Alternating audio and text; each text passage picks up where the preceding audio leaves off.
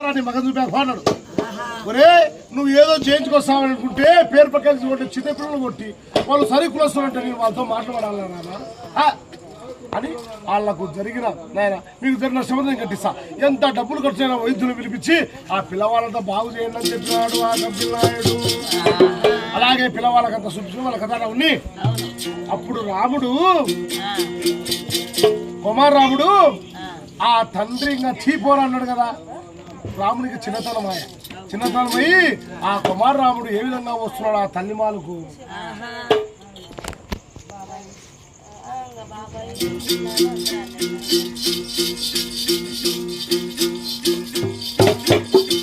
ధీరుడే కోమర రాముడు చక్కని రాజకచూరి చాలా విడిచన తల్లిమాలకు కదలి వస్తాడా అరియమ్మ వికమాలు పుస్తాడమ్మా రామయ్య తందన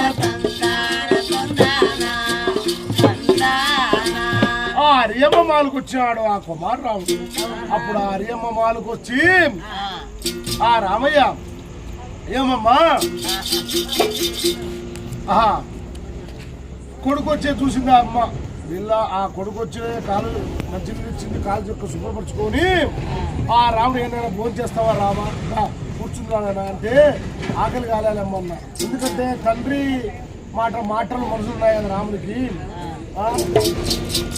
అప్పుడు ఆ రాముడు కూర్చున్నాడు, తల్లి కూర్చోంది. ఏం రామా? అప్పుడు ఆమె ఎప్పుడు చూసినా నా కొడుకు వచ్చే బాగా కలకలకు వచ్చండే, బాగా మాట మొదలు చెప్తుండే, వండిన పదార్థం తింటుండే, భాగంగా ఏదో ముచ్చట వేసుకొని ఇంత భారత రామాయణం చదువుతుండే, నిద్ర అవుతుంది. ఏం నా కొడుకు బుద్ధి ఇంత బాధతో ఉన్నాడు, ఇలా ముఖం చిన్న చేసుకున్నాడు అని ఆ హరియాల దేవమ్మ కొడుకును అడుగుతుందంట.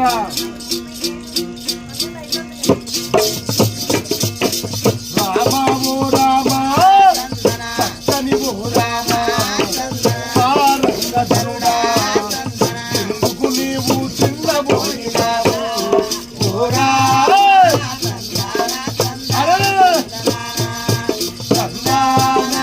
ఎవరు నిన్నైనా ఈ పట్టణములో ఈ రాజ్యములో ఈ దేశములో నిన్ను ఎవరు అని నాడు రామా ఓ రామా.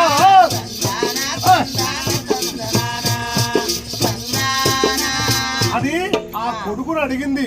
రామా ఏమాయా ఎందుకు ఇంత ముఖం చిన్నపుచ్చుకున్నాం? మకారవిందమై అమావాస్య చంద్రుడు మాదిరి మకారవిందమై ఇచ్చావు రామా అనంటే అప్పుడు ఆ రాముడు అంటున్నాడు, ఎవరేమన్నారు ఈ పట్టణంలో నిన్ను? ఎవరిలో ఒక మాట అంటే ఒకేటి కొట్టే అమ్మా తల్లి రవరి అమ్మా తల్లి ఈ రాజ్యములో ఈ పట్టణములో ఈ దేశములో నన్ను కొట్టే మనగాడు ఎవడమ్మా అరియమ్మారో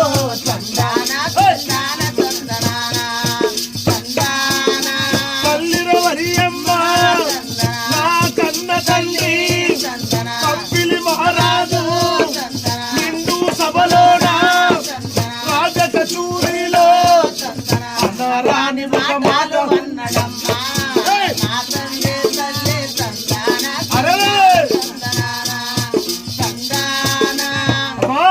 నన్ను కొట్టే మునగాడే ఉండమ్మా నీ కొడుకు కుమారరావుడు అంటే ఎవడేమన్నా నా తండ్రి కంపిల్లాయుడు 10 మంది నిండు సభలో రాజకచూరిలో వేలాది మంది జనాల సమక్షంలో చీత్కారంగా శ్రీరామని మగ చూపారు అని నాకు చాలా చిన్నతరం అయిందమ్మా. అందుకనే నేను మగం చిన్నపుచ్చుకున్నా, నాకు మనసు బాగాలేదమ్మా. నాయన కుమారరామా తండ్రి గంగా నిన్ను మాట వన్నాడైరా ఎందుకు నీవు బాధపడతావురా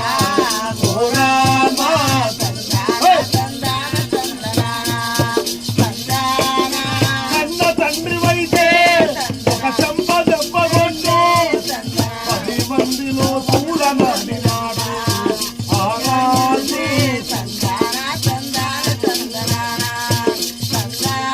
అమ్మా కన్న తండ్రి ఒక చెంప దెబ్బ కొట్టామను ఇంట్లోకి వచ్చి సభలో నిండు సభలో రాజకచూరిలో వేలాది మంది జనాలలో కొడుకులు కాదు కుల చేతులు పాపి కర్ములు కొడుకులు పుట్టినారా రామాని మగం చూపాక అంటే ఇంకా నా ఎందుకమ్మా నా బతుకు అంటే నాయన కొడుకా కుమారరామ తండ్రి కాబట్టి అన్నాడు కనతనంటే బాధపడతావా లేదమ్మా నాకు ఉండను వరియమ్మా ఈ పట్టణములో ఈ రాజ్యములో ఉండను నేను వరియమ్మాలో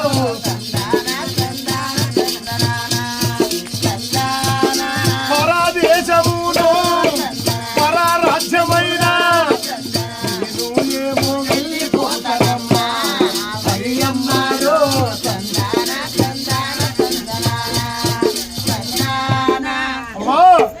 పట్నంలో ఈ రాజ్యంలో నేను ఉండనమ్మా పోతమ్మా ఉండను అన్నాడు.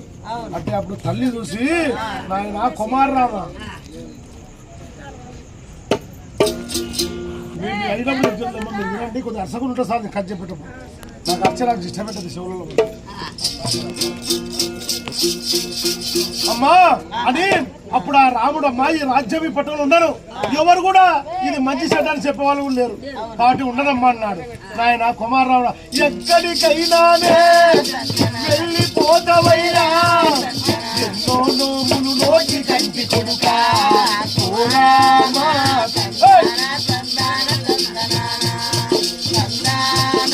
నన్ను విడిచైనా వెళ్ళవద్దు కొడుకా నిన్ను విడచి ఉండలేను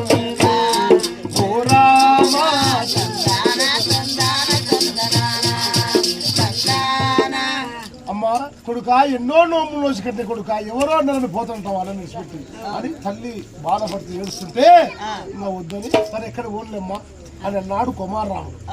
సరే యథావిధిగా తల్లి పెట్టిన ఇంత పదార్థం తిని స్నానపానం చేసి తల్లి పెట్టే పదార్థం తిని తల్లికి భారతం భాగవతం రామాయణం చదివి వినిపించి తల్లి పండుకున్నాక కొడుకు పోయి పండుకున్నాడు రాముడు. అప్పుడు ఆ రాముడు ఏ విధంగా తీర్థయాత్ర పోతున్నాడు కుమారరాముడు. అర్ధరాత్రి నిద్ర పొద్దున చల్లనిల్ల స్నానం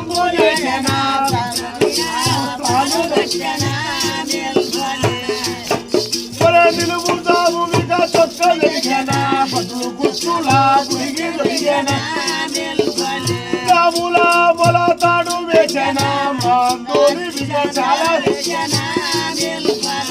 మూడు దోషిల్లా వరాలు తల్లి ప్రాణములు చాలా వచ్చిన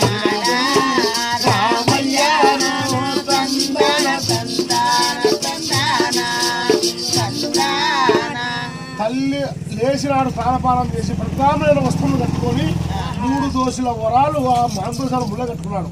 ఎందుకంటే దారి ఖర్చులకు ఏమన్నా ఉంటుంది ఏడన్నా పోయిన సాటల్లో ఒక దక్షిణ వేళ గుడికి పోతే అనుకొని పెట్టుకొని తల్లి దగ్గరకు వచ్చినాడు. తల్లి ప్రాణం ముక్కినాడు. ఆ రాముడు ఏ విధంగా తీర్థయాత్రను బయలుదేరుతున్నాడు. లేచనే కోమర రాముడు జటంగీసుని గుడికొచ్చి ఊరు బయట ఆ జటంగీసుని గురించి తపస్సు చేశాడు ఓ గంట సేపు.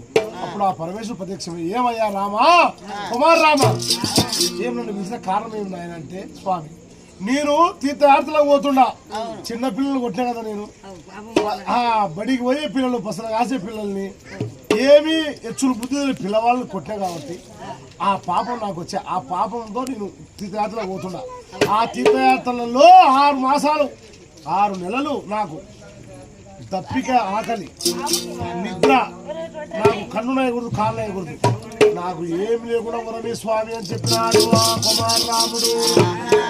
సరేలే కొడుకా అలాగే వరమిస్తా అని చెప్పి వరమిచ్చినాడు ఆ పరమేశ్వరుడు. అప్పుడు ఆ రాముడు ఆ తీర్థయాత్రలు చూసుకుంటూ కోటి నదులు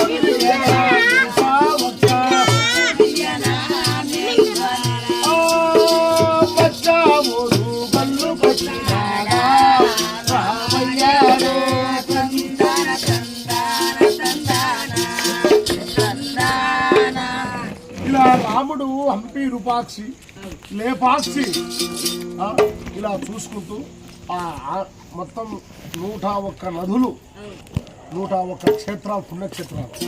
ప్రతి క్షేత్రం కాడు పోయి నదిలో స్నానం చేస్తాడు. ఆడ ఒక వరహ పెడతాడు దక్షిణ, ఆడ స్వామి దర్శనం చేసుకుంటాడు. ఆ నుంచి అలా వెళ్ళిపోతా మచ్చా ఊరుగల్కి వచ్చాడు. ఆయన ఏంటికి వచ్చినాడు? ఆ మచ్చా ఊరుగల్లో మచ్చగంటి శంభుడు శివుడు, మచ్చగంటి ఎల్లమ్మ, ఈ 2 గుళ్ళు ఉన్నాయి వరంగల్లో. అవి చూడడానికి వచ్చాడు. ఎవరు? కుమారరావు వచ్చినాడు కదా. వచ్చి ఏం చేశాడు? ఊరు బయటకు వచ్చినాడు. ఆ ఊరికి 1 మైల్ దూరంలో ఒక పండ్ల తోట. ఆ పండ్ల తోట ఉంది. ఆ పండ్లు ఎవరు తినాలా? రాజులకు. ఘనరాముడు, గజపతి రాజు. ఆ ఘనరాముని కొడుకు గణపతి దేవుడు. ఆయన దేవేంద్రుడు తపస్సు చేసి 7 పుట్ల డాలు 3 పుట్ల కత్తి ఢాకాలిపడం కలుగుతున్నాయి. మనం ఎగట్ట 7 తరగతుల బంగారు సింహాసనం తీసుకొచ్చి ఆయన వైకుంఠం వెళ్ళిపోయింటాడు. ఎవరు? ఘనరాముడు. ఈ గణపతి దేవుడు ఉన్నాడు కదా, ఆయన ఆ మచ్చా ఊరుగలు పరిపాలన చేసుకుంటాడు. ఆ రాజులకు తినడానికి ఫలముల వనం వేసినారు. ఆ ఊరు బయట 1 మైల్ దూరంలో చుట్టూ అది 100 ఎకరాల ఆ వనము, పండ్ల వనం. ఆ వనానికి చుట్టూ 7-14 కంచె, 7-14 కంచె అంత పండు కొట్టాడు. మంతులకు చేసి పక్షి లేచినట్టు గగన వీధికి పైకి లేచి ఆ తోట లోపల కుప్పలించి దుక్కినాడు. అన్నులకు వేరే వాళ్ళకు సాధ్యం కాదు. ఆ జటంగీసుని వరాన పుట్టినాడు కాబట్టి ఆ కుమారరామునికే సాధ్యం. అది దుంకుతే రాముడు దుంకున దుంకుకు పెనుగాలు వచ్చినట్టు ఆ చెట్లు ఆకులు కొమ్మలు విరిగిపోయినాయి, ఆకులన్నీ రాలిపోయినాయి, కలమాగిన పళ్ళని జల్లునట్టు రాలినాయి. అప్పుడు రాముడు చూసినాడు, కుమారరాముడు. ఆ రాముడు అది చూస్తే ఆడ ఒక చిన్న బావి కోనేరు ఉన్నది. ఏడా? ఆ తోటలో పోయి నీళ్ళు బావి ఉన్నాయి, నీళ్ళు బాగున్నాయని బావిలోకి దింకు ఆ రాముడు 6 మాసాలు ఆయన ఏం తినక తాగక కాళ్ళు మగవిగా శుద్ధి పరిచేనా 3 దోషిల్లా నిల్లరా పోసి 6 దోషిల్లా అయ్యా ఆ కోనెట్లో దిగినాడు, కాళ్ళు మగ శుద్ధిపరుచుకున్నాడు. 3 దోశలు నీళ్ళు ఆరబోసినాడు, 6 దోశలు నీళ్ళు తాగినాడు. తాగినాడు ఏం చేశాడు? ఒక ఒరాడ దశలో పెట్టినాడు. వృధాగా ఎవరి కష్టం తినకూడదు. ఎవడైనా కష్టపడి సంపాదించుంటాడు, వాని దగ్గర మనం తీసుకున్నప్పుడు వాని ఫలం మనం వృధాగా తింటే అది ఒక రుణం, ఎప్పటికైనా రుణం తెచ్చుకోవాల్సిందే అని ఒక ఒరాడ పెట్టి ఆ పొన్న చెట్టు నీడ కొద్దిగానే ఉంటుంది. ఆ పొన్న చెట్టు నీడకు మాందోషాలు పరుచుకొని రాజు పడుకున్నాడు. రాజు పడుకుంటే అనేకమైన నిద్ర వచ్చింది రాజుకు. అలసిపోయినాడు, నీళ్ళు తాగినాడు, బాగా అలసిపోయినాడు. ఆ పొన్న చెట్టు నీళ్ళ కింద పండుకున్నాడు కదా. అప్పుడు ఆ పరమేశ్వరుడు చూసి, నాగేంద్ర రాముడు పండుకున్నాడయ్యా, ఆయన నీళ్ళ పట్టుకుంటే 12 తలల నాగేంద్రుడు వచ్చి ఆ రాముడు నీళ్ళ పట్టాడంట. కుమారరాముడు ఆ రాముడి కథలో ఉండి అప్పుడు ఊర్లోకి భోజనాలు పోయిన ఈ యాసపోయిన కాయలు ఉన్నోళ్ళు వచ్చినారు. వాళ్ళుగా భోజనం చేసి ఇంటికి పోయి మళ్ళా 3-4 టైంలో వచ్చారు. వచ్చేటాలకల్లా వాయికులు తీసి చూసినారు. చూస్తే ఎక్కడ చూసినా కూడా చెట్టు కొమ్మలు ఇరిగిపోయినాయి, ఆకులు రాలిపోయినాయి, ఆడాడ పండ్లు రాలినాయి. ఎవడబ్బా ఏ గాలి వచ్చినా వారు వచ్చినా ఇజ్జపి విన్నే ఉంటివి అని చూసుకుంటూ వస్తే ఆ జనాలు వచ్చే సడికి ఆ నాగేంద్రుడు పక్కకు పోయినాడంట. ఎందుకంటే దైవ సంపుతుడు కదా, ఎవరు చూడకూడదు ఆ పాముని. పాము వెళ్ళిపోయింది. రాముడు చూసినాడు. రాముడికి ఎప్పుడు ఆ పాము పక్కకి వెళ్ళిపోయిందో సిటి చెప్పడం పోసింది. రాముడు లేచి తుడుచుకున్నాడు. లేచిన వాళ్ళ ఆ యాసపోయే వాళ్ళంతా వచ్చింది. ఏమయ్యా, ఏ ఊరు ఏ పల్లె ఉన్నది, ఊరి పేరు చాలా చెప్పావయ్యా.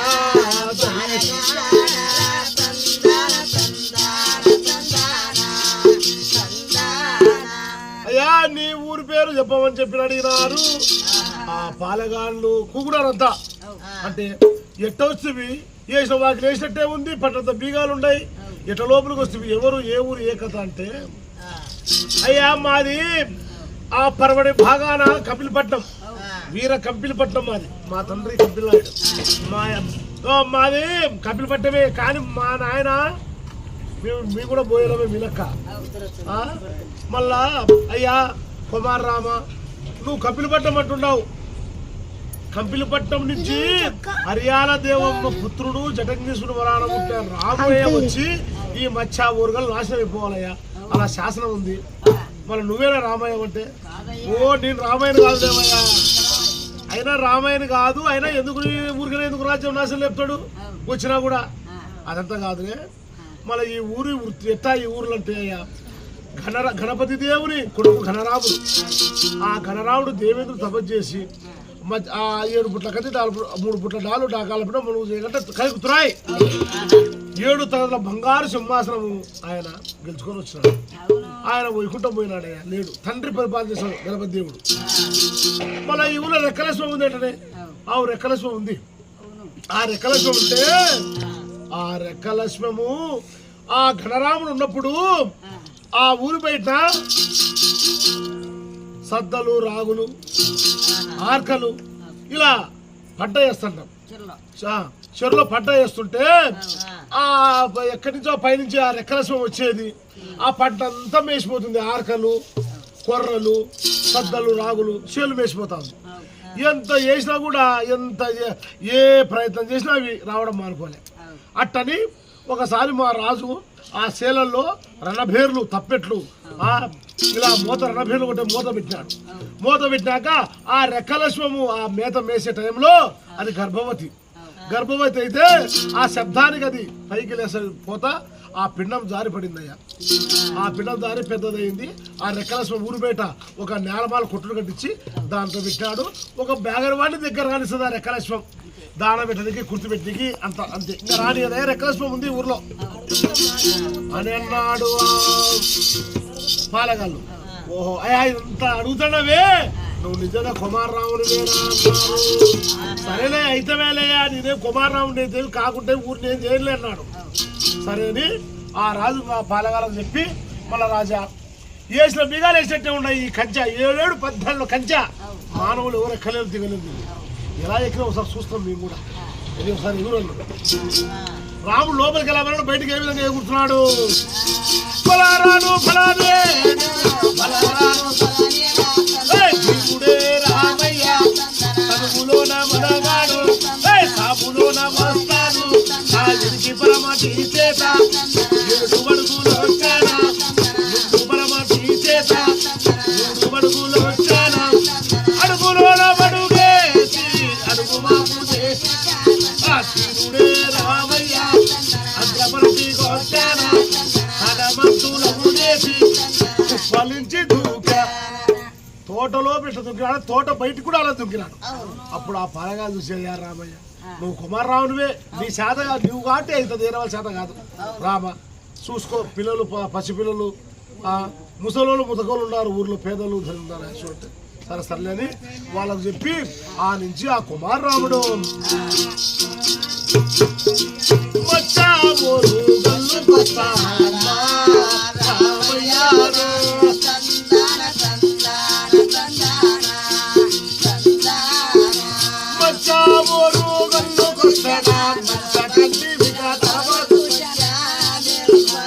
మచ్చగంటి దరబాజు కాడికి వచ్చినాడు. అయ్యా మచ్చగంటి దరబాజు చేప పొట్టుతో మచ్చ కట్టినారు, చేప కళ్ళతో మచ్చ అమర్చినారు, చేప ముళ్ళుతోటి చేప ఉన్న ముళ్ళు పొట్టు చేప కళ్ళతో ఆ మచ్చగంటి దరబాజు కట్టినారు. అందుకనే దాన్ని మచ్చ ఊరుగలు అంటారు. దానికి ఏం చేసినాడు ఆ ఘనరాముడు, వాడి తెచ్చే వస్తువులన్నీ పైన అమర్చినాడు. కత్తి దాలు ఢాకాలపీట మునుగు చేయడం కలుగుతున్నాయి, అన్ని పైన అమర్చినాడు.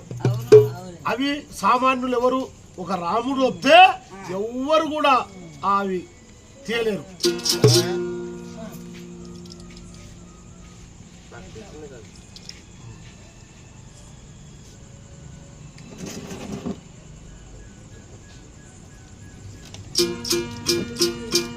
ముల్లన్ననే కదా నీ పేరు? ఆయన పేరు ఎల్లప్పనా? ఏమైతావు నువ్వు బావా?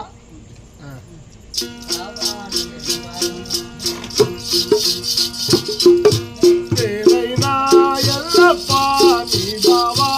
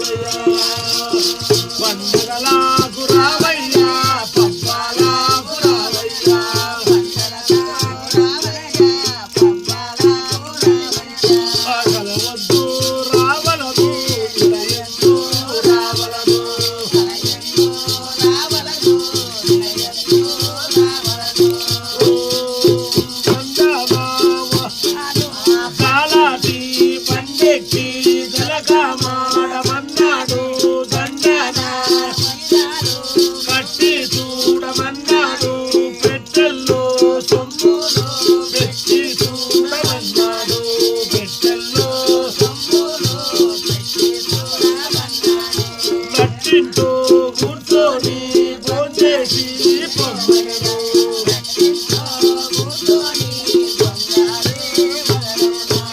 ఆవుతో పట్టుకొని ఆలోకము చేరివా, గోవుతో పట్టుకొని గోదావరి వీరువా.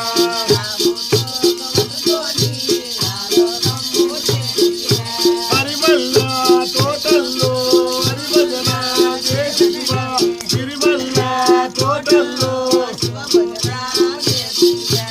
ఆయింద్ర సభలోన దేవేంద్ర లోకాన శివుని పరమేశ్వరి పాదాల ఐకమైపోయిన వాయల్లప్ప మోగే కలిగి.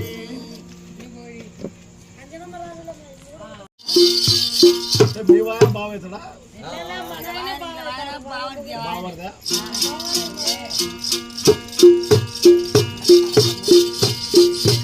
ఏదైనా ఎల్లప్ప నీ బామర్ది వెంకటరాముడు.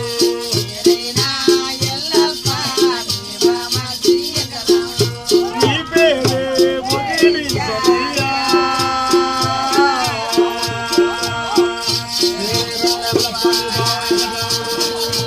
కాని కానుకలిచ్చినదో రచ్చన పొగిడించా, ఎండి కానుకలిచ్చినదో వేడుకతో పొగిడించా. నీ పేరే పొగిడించనయ్యా. పేరే ఎల్లప్ప మీ బావ వెంకటరాముడు. తూమెడు తూమెడు తుమిపూలు మారెడు మారెడు మంచు వైరడు.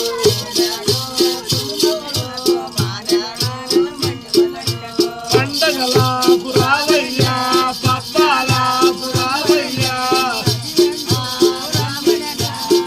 ఎంతో రమ్మను తాలాటి పండెట్టి తలకమాడమన్నాడు. దండన వస్త్రాలు బంగారు పల్లెరంలో భోంచేసి పొమ్మనెను.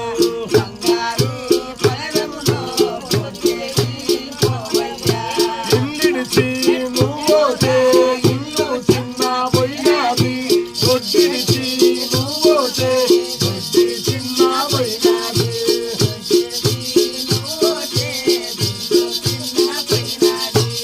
ఆలోకం ఆవుతో పట్టుకొని ఆలోకము లేదివా, గోవుతో పట్టుకొని గోదావరి. హరిమల్ల తోటల్లో గిరిమల్ల తోటల్లో పరమేశ్వరి పాదాల్లో ఇకమైపోయిన వాయల్లప్ప మోగే కలిగి.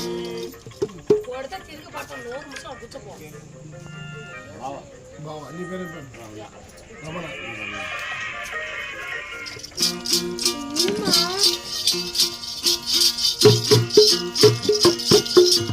ఉన్నమి నాటి చంద్రుడా పేరైన ఓయల్లప్పారు.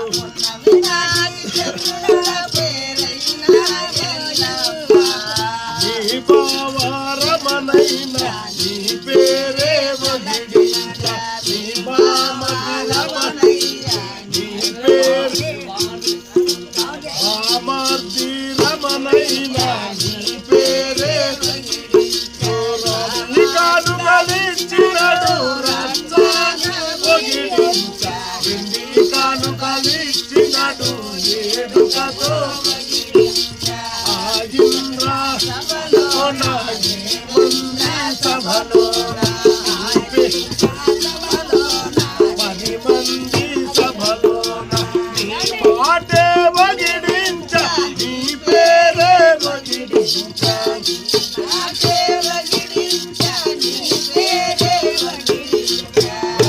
కానుకలిచ్చినడు రచ్చన వగిడించ.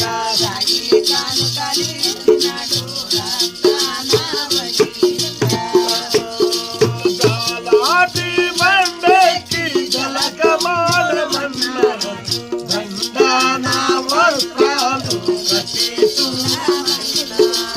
పెట్టెల్లో సొమ్ములు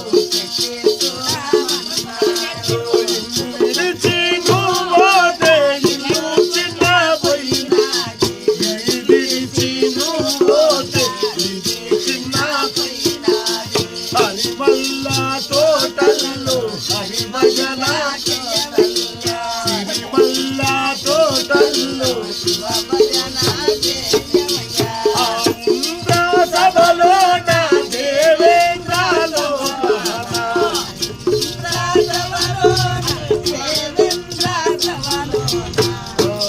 పరమేశ్వరి పాదాల్లో ఏమైపోయిన వాయులప్ప గారు ఆ మచ్చ ఓరుగల్లు గాడికి వచ్చి మచ్చగడ్డ దర్వాజ గాడికి వచ్చినాడు. వస్తే ఎవరైనా ఏ పరరాజులు కానీ ఎవరు కానీ ఆ మచ్చగట్టి దర్వాజ కింద పోవుడు పక్కన చుట్టేసుకొని పోవాల్సిందే. అప్పుడు రాముడు ధీరుడు కదా, నేను ఆ మచ్చగట్టి దర్వాజ కింద పోతున్నాడు. ఆడ 300 మంది పాలెగాళ్ళు ఉన్నారు. చూసి ఏమయ్యా ఎవరయ్యా నువ్వు ఇలా పోకూడదు, అట్లా చుట్టేసుకొని ఊర్లేవు అని చెప్పినాడు. ఆయన నేను మచ్చా ఓరుగంటికి శంభునికి ఎల్లమ్మకు కాయ కర్పూరికి వచ్చాను, వాళ్ళకి టెంకాయ కొట్టి పోతున్నాయని అన్నాడు. పోదు అని ఇట్లా చుట్టేసుకొని పోయా అన్నాడు. చుట్టేసుకొని పోని ఇట్లే పోతా ఒక కుమారరాముడు తప్పితే ఎవరి శాత కాదయ్యా ఈ మచ్చగడ్డ దర్వాజ కింద పోనీకన్నాడు. ఆ మచ్చగడ్డ పైకి చూస్తే 3 పుట్ట కత్తి 3 పుట్ట డాలి 6 పుట్ట కత్తి అక్కడ తురాయి ఉన్నాయి. చూసినాడు అవన్నీ ఎవరివి ఆయుధాలు అన్నాడు. గణరామునివి, ఆయన వైకుంఠం పోయినాడు, ఆయన తప్పితే అందులో శాత కాదయ్యా అన్నాడు. సరే ఎవరు తీసుకుంటే వాళ్ళకి ఇచ్చరా వస్తువులు, సరే తీసుకోపో అన్నాడు. నువ్వు తీసుకుంటే నీకే ఇస్తాం తీసుకోపోయి అన్నాడు. అప్పుడు ఆ రాముడు ఏ విధంగా ఆ ఆయుధాలు తీసుకుంటాడంటే బలారాను బలానే బలారాను బలానే తీసుడే రామయ్య కుమార రామయ్య అగ్రపరటి కొట్టాన హనుమంతులకు చేసి పక్షి లేచి నామిరము మరి పైకి లేచానా తిరుడే రామయ్య కాకాల పిండము ఎడమ కాల్చి దొరికానా మనువు ఒక్క జేగంట శిరసుడేమో పెట్టానా నడుముకేమో చూశానా ఆకలికి చూరాయి శిరసుడేమో పెట్టానా ఆ 3 పుట్ల ఢాలోయి ఎడమ చేత పట్టానా 7 పుట్ల కాస్తోయి కుడి చేత పట్టానా ఫలించి దూకా. అయ్యా రాజులు వీరుడు ధరించే ఒక యుద్ధానికి పోయి వీరుడు ధరించే ఆయుధాలవి కలికి తురాయి శిరస్సులో పెట్టాడు. ఆ మనుము చేయగంట నడుముకు చుట్టాడు. ఢాకాల పిండం ఎడమ కాలు దొరికినాడు. 3 పుట్ల ఢాలు ఎడమ చేత పట్టినాడు, 7 పుట్ల కత్తి కుడి చేత పట్టుకొని దుక్కినాడు కుప్పలించి. అప్పుడు చూసినారు ఆడ ఉన్న పాలెగాళ్ళంతా, ఒరే కుమారరాముడు తప్పితే అన్నుల శాత కాదురా, రాముడు వచ్చాడు ఏడ్రా అన్నాడు. అప్పుడు ఆ పాలగాళ్ళు రాముడి మీదకి వస్తున్నాడు. రాముడు ఏ విధంగా చంపుతున్నాడు వాళ్ళని. బలరాలు తీరుడే రామయ్య వాళ్ళు పాలగాళ్ళు అయ్యా రాముడు మీదికి వస్తారు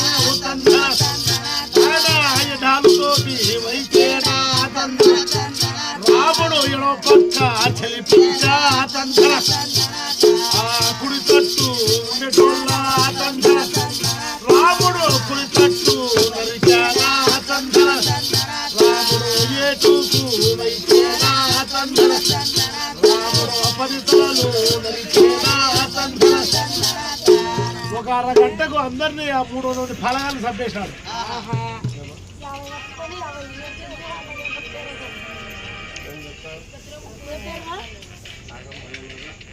నాగమ్మ